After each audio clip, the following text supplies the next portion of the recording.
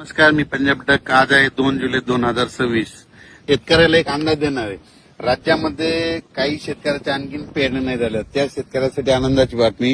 या 8 दिवसामध्ये सांगू इच्छितो की म्हणजे 8 जुलैपर्यंत राज्यात चांगला पाऊस पडणार आहे, म्हणून हा अंदाज लक्षात यायचा. म्हणजे सांगायचं झालं तर काही भागामध्ये मुसळधार पडणार आहे, काही ठिकाणी अतिमुसळधार पडणार आहे, काही ठिकाणी अतिवृष्टी देखील होणार आहे, म्हणून हा अंदाज महाराष्ट्रातल्या सर्व शेतकऱ्यांना लक्षात यायचा. म्हणजे आतापर्यंत जे भाग वंचित राहिला त्या भागात देखील हे 8 तारखेपर्यंत पाऊस पडून जाईल, म्हणून हे लक्षायचं.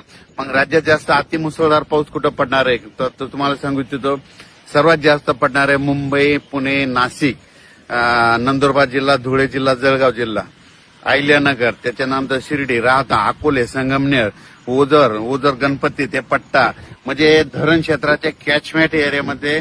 तसं ते पाऊस काय होणार आहे इकडे संभाजीनगर, कन्नड, सिल्लोड, सोयगाव, असा करत जळगाव, बुलढाणा, अकोला, अमरावती, अकोट, शेगाव, ह्या खामगाव हे पट्टा काय होणार आहे असा पडणार आहे. जालना जिल्हा त्याच्यामध्ये राहील, पण हे देखील सरकारला लक्षात घ्यायचं. म्हणजे सांगायचं झालं तर ह्या 8 दिवसामध्ये त्या भागामध्ये चांगला मुसळधार पडणार आहे.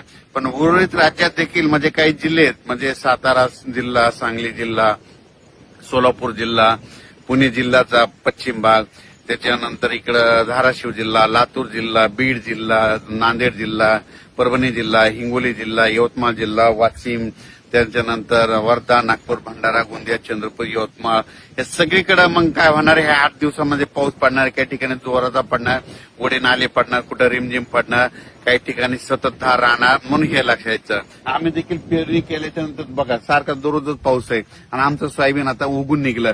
आणि पण मुंबईकरांना आणि नाशिक जिल्ह्यातल्या मुंबईकरांच्या, नाशिक जिल्ह्याच्या जनतेला माझं एक आव्हान आहे, हे 8 दिवस जरा सतर्क राहा. काय करा, उघडे नाले ज्यांचे घर नाल्याच्या बाजूला, वड्याच्या बाजूला असेल तर तुम्ही जरा काळजी घ्या.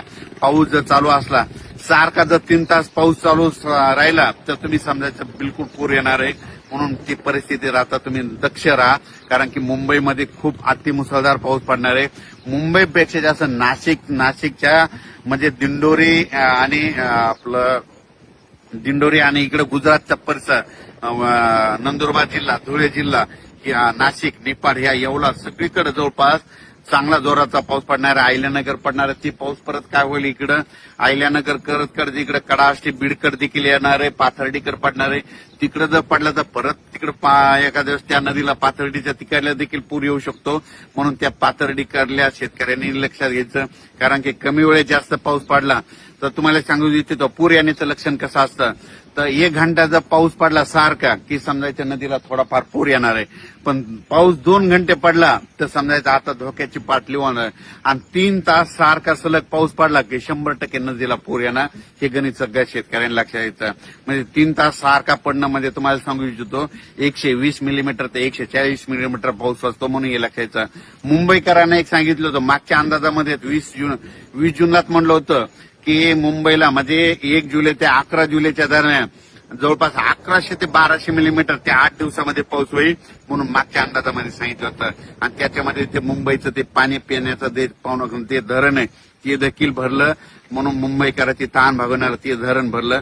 पण त्याच्या व्यतिरिक्त आता इगतपुरी त्या उत्तर महाराष्ट्राकडे पाऊस पडणार आहे, त्याच्यामुळे बऱ्याच कॅचमेंट एरियात त्या धरणाला पाणी येणार आहे, म्हणून ही सर्वप्रथम आनंदाची बातमी.